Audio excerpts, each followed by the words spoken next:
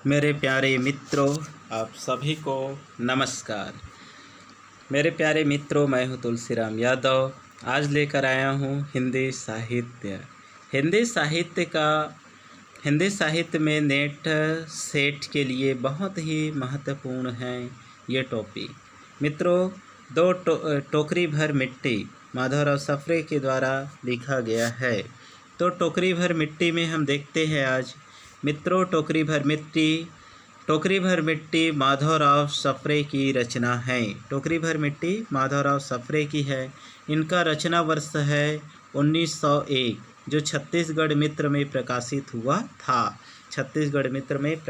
हुआ था और इसे हिंदी की प्रथम कहानी भी कहा जाता है। और इनमें जो प्रमुख पात्र है वो विधवा औरत है और उसकी 5 वर्षीय पोती और एक जमींदार भी है। तो मित्रों, हम इसमें देखते हैं कि इनकी विषय है जमींदारी व्यवस्था एवं उससे शोषण की कथा। जमींदार का हृदय परिवर्तन, जो जमींदार होता है उनका हृदय परिवर्तन हो जाता है। तो मित्रों, हम देखते हैं कि जमींदार किस तरह से एक टोकरी भर मिट्टी को उठा नहीं पाता और बुढ़िया बोलती है कि आप एक टोकरी मिट्टी नहीं उठा पा रहे हो तो इस झोपड़ी में तो कई हजारों टन मिट्टी है, उसे आप जीवन भर कैसे उठा पाओगे। मित्रों, अब हम चलते हैं चंद्रदेव से मेरी बातें। दूसरी कहानी है चंद्रदेव से मेरी बातें। तो मित्रों, चंद्रदेव से मेरी बातें में हम देखेंगे कि चंद्रदेव से उनकी बातें किस तरह से होती है। तो चंद्रदेव से मेरी बातें बंग महिला राजेंद्र बाला घोष की है। इनकी लेखिका है बंग महिला राजेंद्र बाला घोष। इनका रचना वर्ष है 1904। 1904 में लिखा है चंद्रदेव से मेरी बातें। इसमें पात्र है स्वयं लेखिका, इनके पात्र है और लेखिका ही इनमें सबसे महत्वपूर्ण है।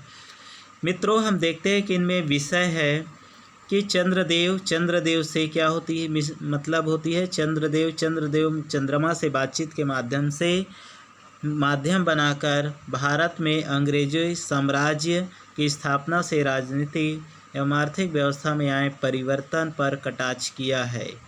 प्रथम यह व्यंग्यात्मक है, राजनीतिक है, इसमें पात्रात्मक है और एक लाभ शैली की कहानी है और यह निबंधात्मक शैली में लिखी गई बहुत ही महत्वपूर्ण कहानी है। तो मित्रों, हम इनमें देखें क्या देखें, चंद्रदेव से मेरी बातें। इनकी लेखिका बंग महिला राजेंद्र बाला घोष। इनकी रचना वर्ष 1904 है और इनकी पात्र है स्वयं लेखिका। विषय चंद्रदेव से मेरी बातें। चंद्रदेव से बातचीत करके यह वर्तमान परिस्थिति में हो रही भारत में अंग्रेजी साम्राज्य की स्थापना से राजनीतिक एवं आर्थिक व्यवस्था में आए परिवर्तन पर कटाक्ष किया है। मित्रों, अब हम आगे चलते हैं दुलाई वाली। तो दुलाई वाली में महत्वपूर्ण क्या है, लेखिका क्या, बंग महिला राजेंद्र बाला घोष। दुलाई वाली लिखा है वर्ष 1907 में सरस्वती पत्रिका में ये प्रकाशित हुई है। मित्रों, सरस्वती पत्रिका महत्वपूर्ण पत्रिका है। तो इनका पात्र है बंशीधर, जानकी, सीता, नवल किशोर और दुलाई वाली। इस तरह से यह हास्य विनोद कहानी है नवविवाहित दशा का। इस तरह से हमने इसमें देखते हैं कि विषय हास्य विनोदपूर्ण कहानी है। नवविवाहित महिला की मनोदशा का वर्णन किया गया है। तो दुलाई वाली बंग महिला राजेंद्र बाला घोष 1907 में इनका रचना वर्ष है। सरस्वती पत्रिका में यह छपा था। मित्रों, अगले चलते हम दुनिया का अनमोल रतन जो है ये प्रेमचंद जी का है। दुनिया का अनमोल रतन प्रेमचंद का है। इनका प्रकाशन वर्ष 1907 में जमाना पत्रिका में छपा था। जमाना पत्रिका में और सोजे वजन संग्रह से लिया गया है।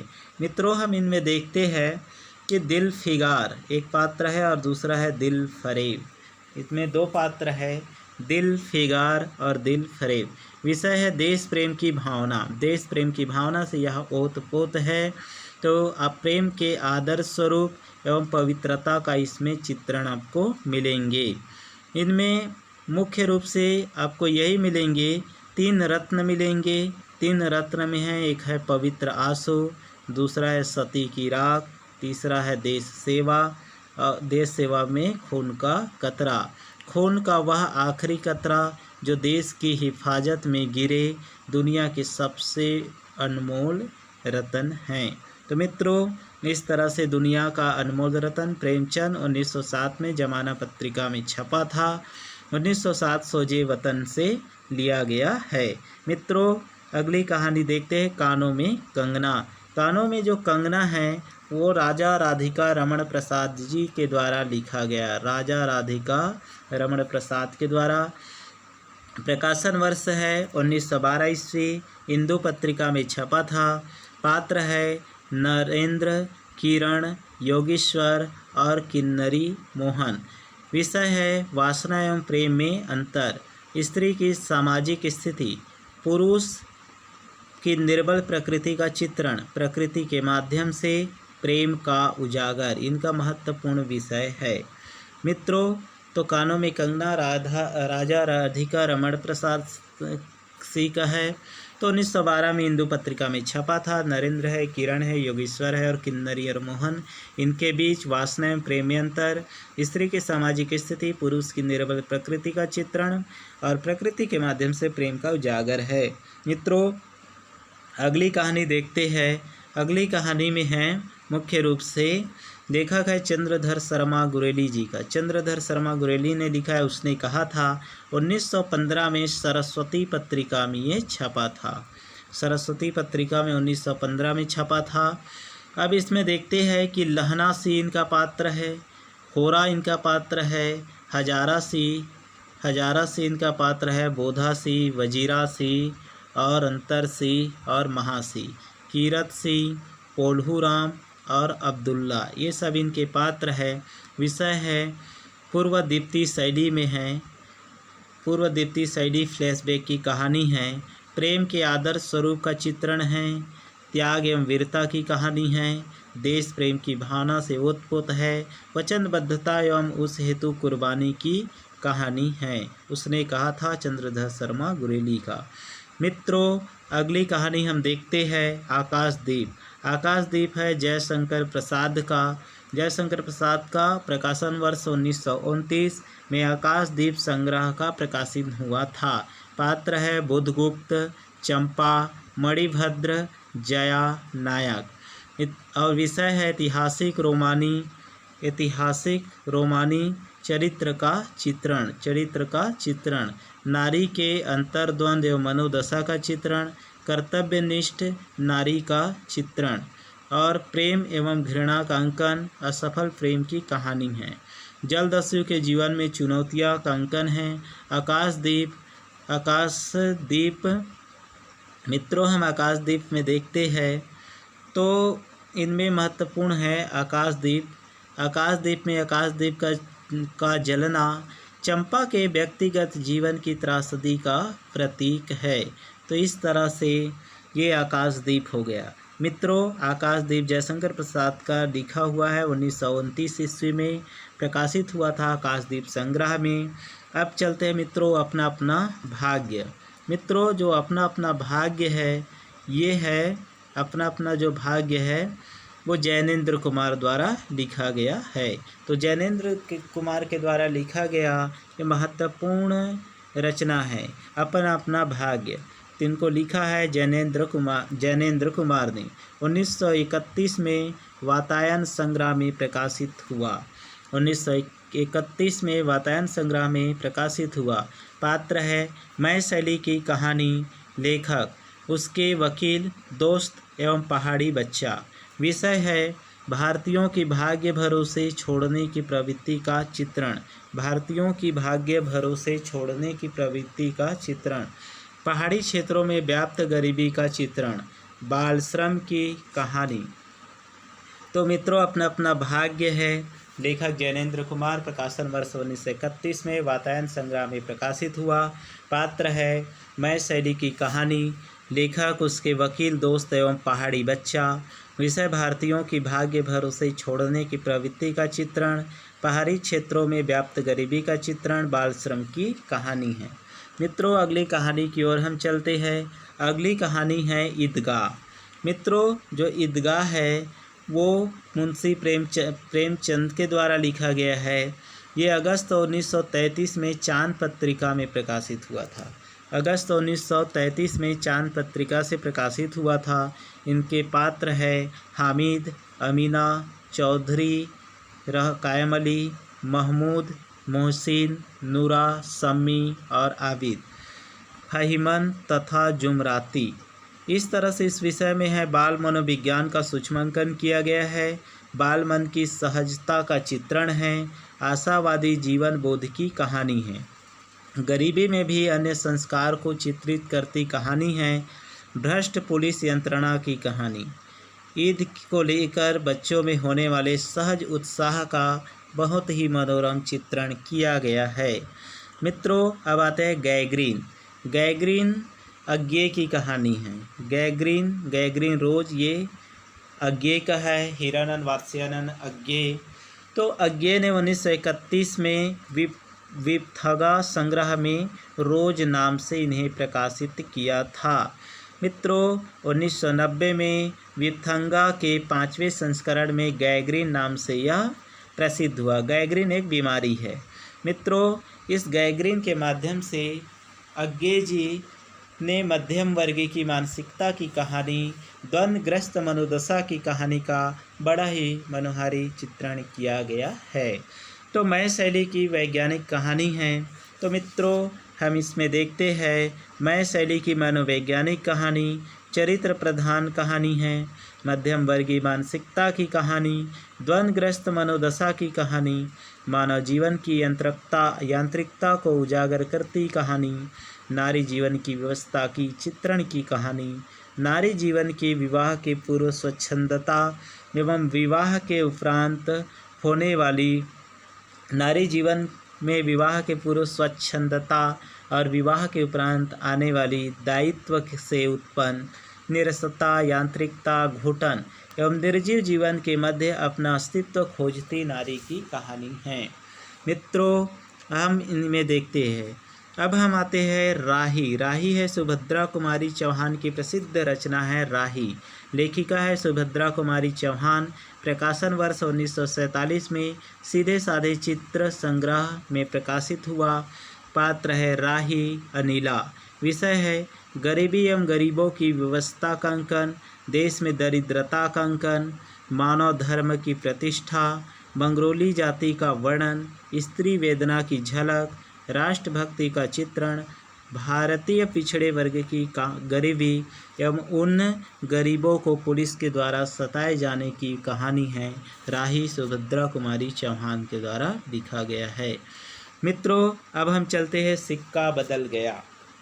सिक्का बदल गया कृष्णा सोबती की यह कहानी है।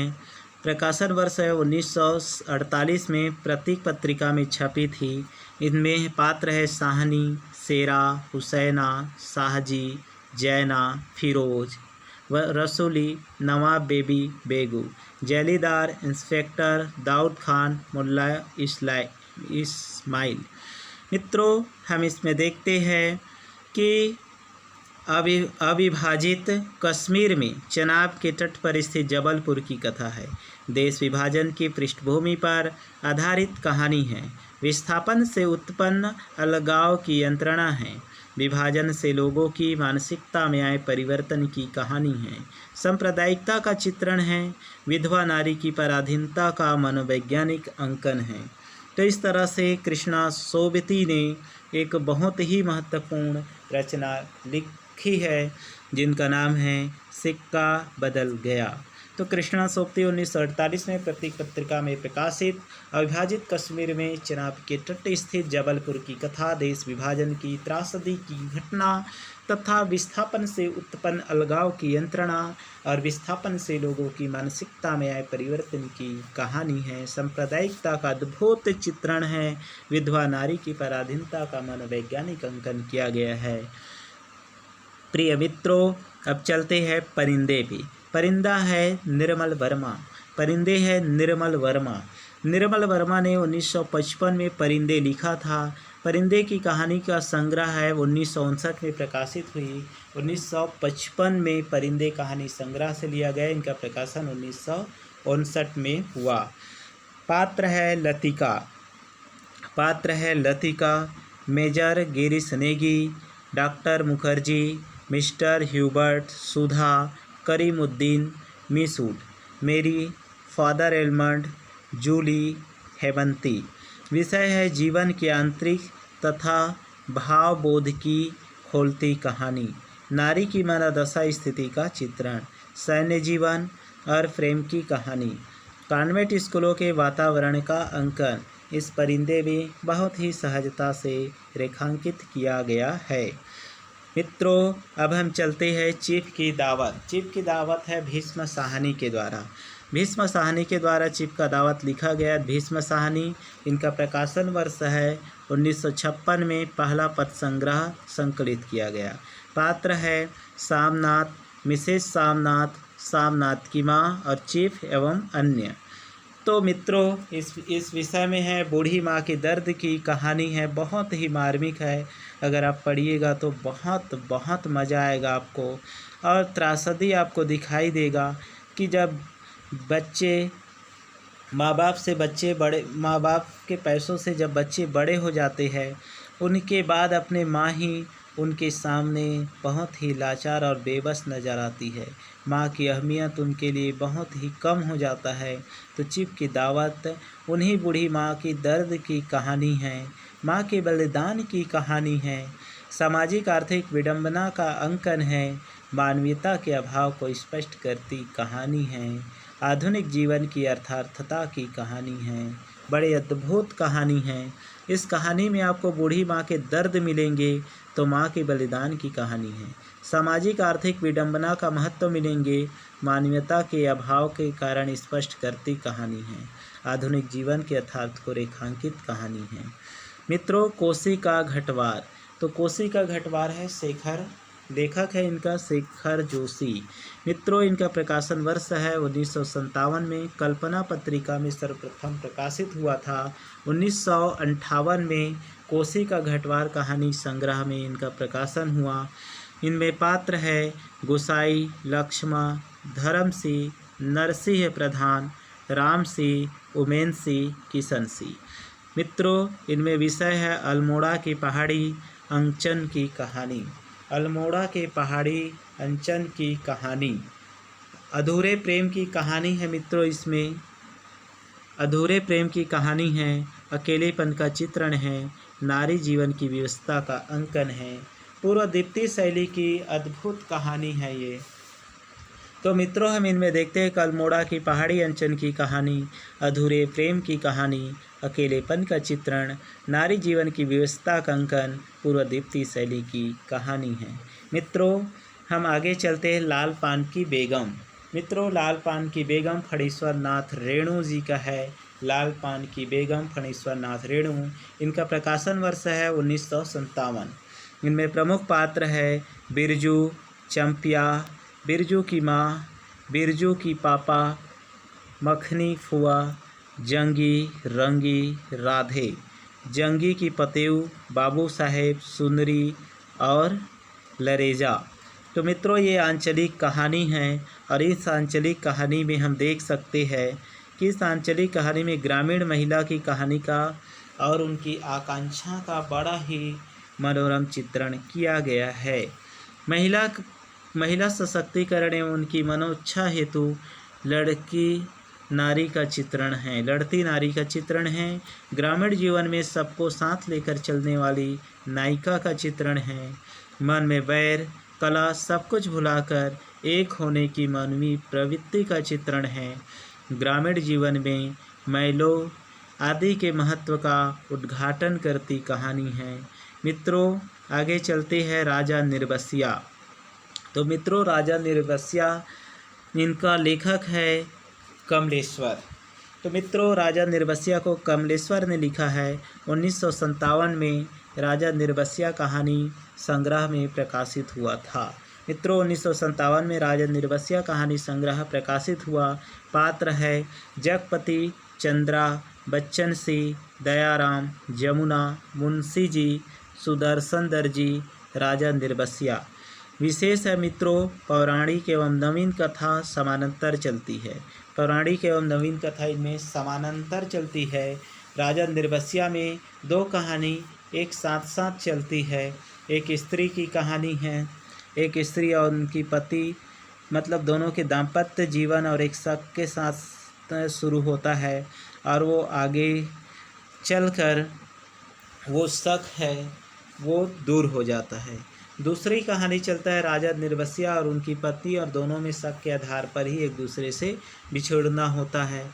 मित्रों, इस तरह से दोनों कहानी में आपसी गजब का द्वंद्व है। बहुत ही मार्मिक चित्रण कमलेश्वर के द्वारा किया गया है। तो स्त्री का सतीत्व, मित्रों, हम इनमें देखते हैं स्त्री का सतीत्व आपको मिलेंगे। नारी जीवन की त्रासदी का अंकन आपको मिलेंगे। निसंतान दंपत्ति के प्रति समाज का नज़रिया आपको मिलेंगे।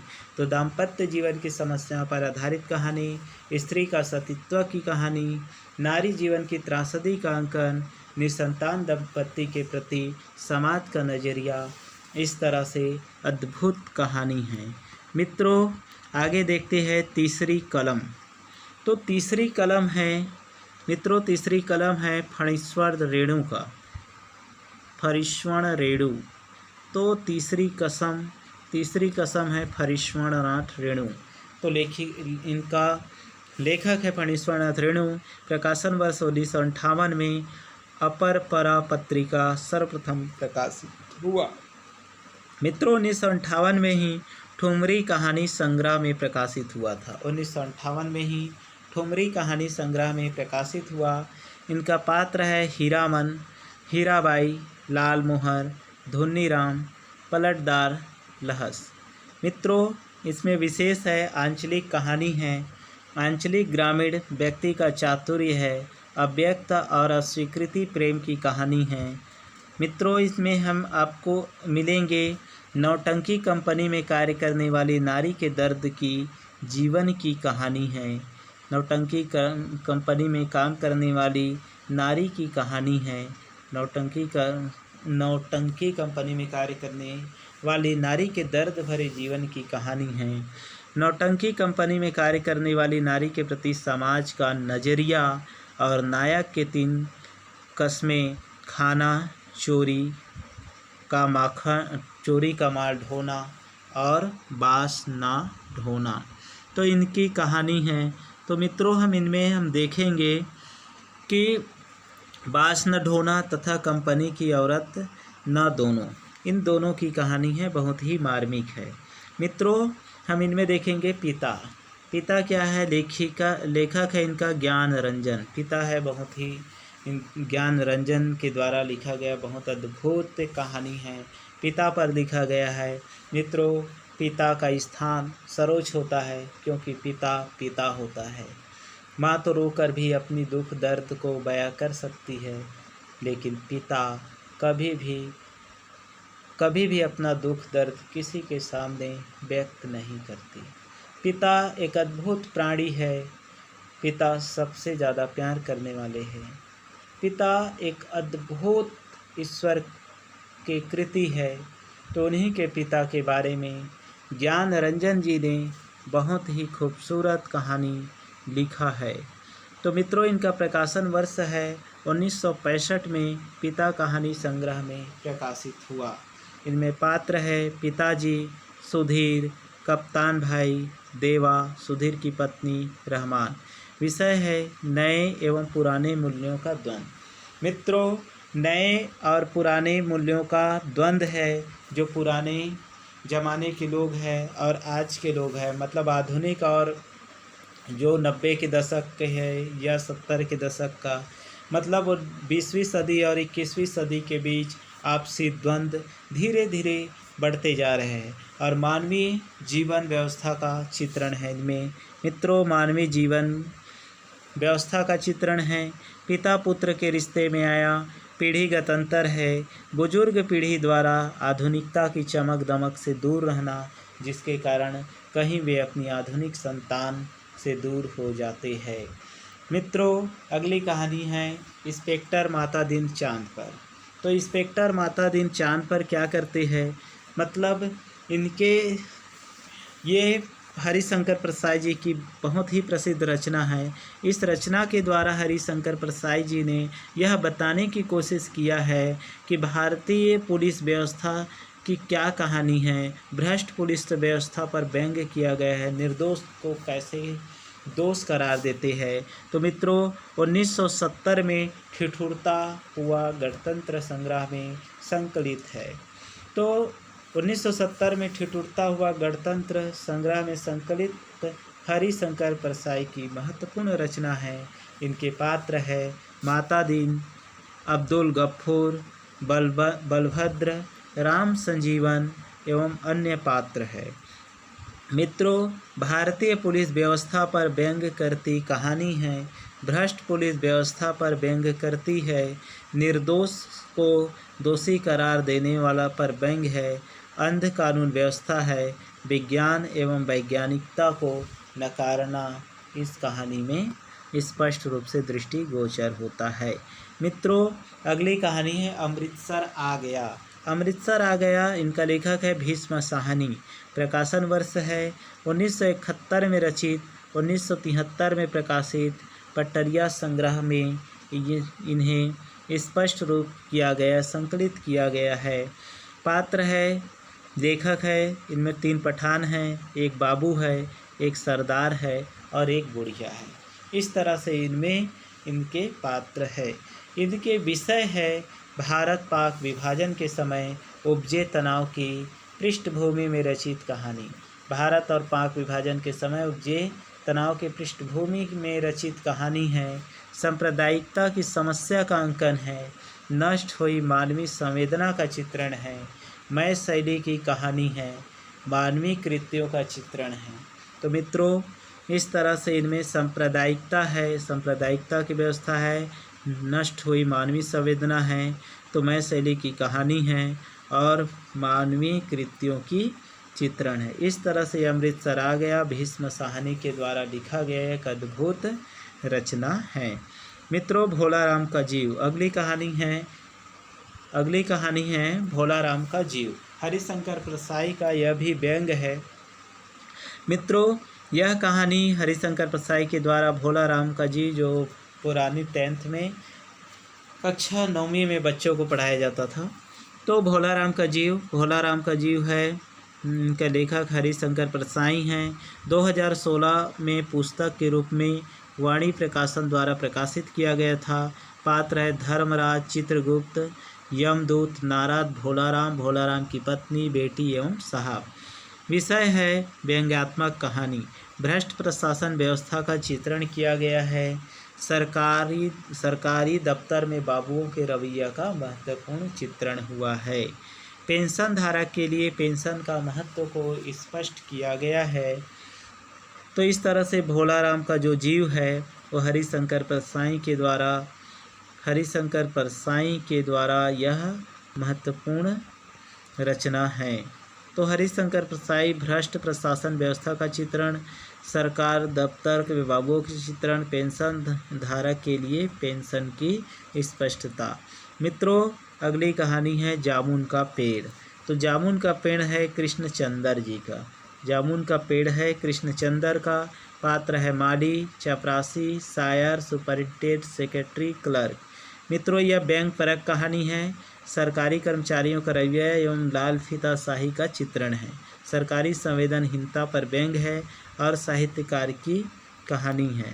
इस तरह मित्रों, हम देखे हैं इनमें कि टोकरी भर मिट्टी से शुरू हुआ, टोकरी भर मिट्टी माधवराव सप्रे 1901 में कहानी छपती है। दूसरा है चंद्रदेव से मेरी बातें 1904 में प्रकाशित है। अगली कहानी है दुलाई वाली जो बंग महिला की है 1907 सरस्वती पत्रिका में प्रकाशित हुई है। अगली कहानी है दुनिया के अनमोल रतन प्रेमचंद का 1907 जमाना पत्रिका में छपी है। अगली कहानी कानों में कंगना राजा राधिका रमण प्रसाद से 1912 में हिंदू पत्रिका में छपी है। उसने कहा था चंद्रधर शर्मा गुरेली 1915 सरस्वती पत्रिका में छपी है। आकाशदीप जयशंकर प्रसाद 1929 में छपी कहानी है। इसी तरह से अपना अपना भाग्य है जैनेन्द्र कुमार का 1931 में प्रकाशित वातायन संग्रह से प्रकाशित है। तेरा ईदगाह है प्रेमचंद का 1933 में चांद पत्रिका में प्रकाशित रचना है।